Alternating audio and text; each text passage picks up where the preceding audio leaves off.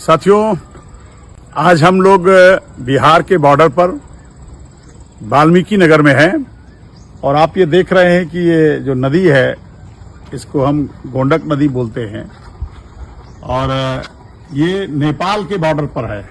नेपाल से आती है और पटना की तरफ ये नदी चली जाती है। इस नदी के उस पार नेपाल है और इस तरफ भारत है, यानी बिहार है, यानी वाल्मीकि नगर है। इस भव्य एरिया को देखने के लिए मुझे आने का यहाँ पर मौका मिला। कल वाल्मीकि नगर में कांग्रेस की महिला संवाद था, उसी कार्यक्रम में मैं आया था। रात में यहाँ पे मैं रुका। बहुत ही भव्य एरिया है। एक तरफ जंगल है, यानी पीछे इसके जंगल है, आप पहाड़ देख रहे होंगे और बीच में नदी देख रहे हैं और इसी जगह गेस्ट हाउस वाल्मीकि नगर का बना, वहीं मैं रात रुका था।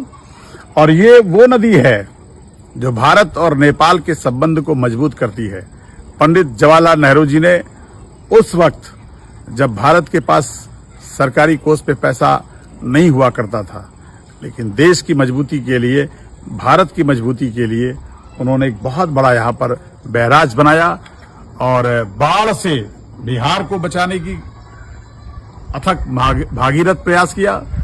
और इसी नदी से पटना की तरफ एक नहर बनाई गई है, दूसरी तरफ नेपाल की तरफ नहर बनाई गई है और पानी का जो सिंचाई का साधन है उसको उपलब्ध कराने का काम, बाढ़ से भी बचाने का काम किया और सिंचाई के लिए पानी की उपलब्धता कराने का काम किया और पानी से बिजली के उत्पादन को उत्पन्न करने के लिए संयंत्र लगाने का काम किया गया। यानी एक बहुत बड़ा, यानी एक दूरदृष्टि जो आधारशिला भारत को मजबूत करने के लिए कांग्रेस ने उस समय पंडित जवाहरलाल नेहरू जी के नेतृत्व में आधारशिला रखा था, उसको श्रीमती इंदिरा गांधी जी ने पूरा करने का काम किया।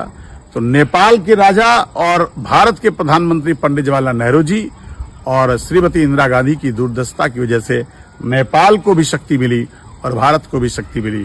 तो ये इस नदी, गोंडक नदी के उस तरफ आप जो देख रहे हैं वो नेपाल है और इस तरफ जो है भारत है, बिहार का बॉर्डर है या वाल्मीकि नगर है।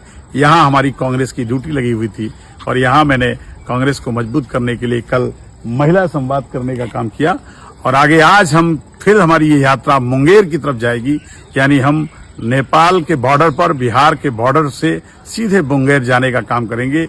इस तरह से बिहार में मजबूती लगातार लोगों के बीच मिल रही है। हम पूरे दृढ़ विश्वास के साथ कह रहे हैं, आने वाले समय में बिहार में इंडिया गठबंधन की सरकार बनने जा रही है, कांग्रेस के बलबूते सरकार बनने जा रही है। बहुत बहुत धन्यवाद। जय हिंद।